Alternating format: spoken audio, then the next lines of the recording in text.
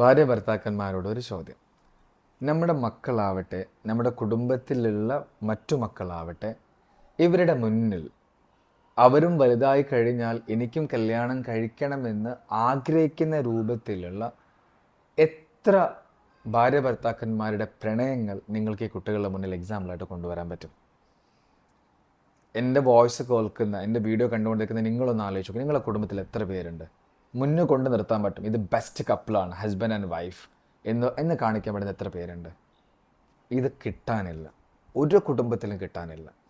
ഭാര്യയും ഭർത്താവും ഒന്ന് കല്യാണം കഴിഞ്ഞിട്ടുണ്ട്, മക്കളുണ്ട്, ഇങ്ങനെ പോകുന്നു എന്നല്ലാതെ സ്നേഹം അതിൻ്റെ ആ ഒരു എക്സ്ട്രീമിലേക്ക്, അല്ലെങ്കിൽ മക്കൾക്ക് കൺകുളിർമയാകുന്ന രീതിയിൽ ഭാര്യ ഭർത്താക്കന്മാർ തമ്മിലുള്ള പ്രണയം അങ്ങ് വരുന്നില്ല. വരണം, നിർബന്ധമായിട്ടും വരണം.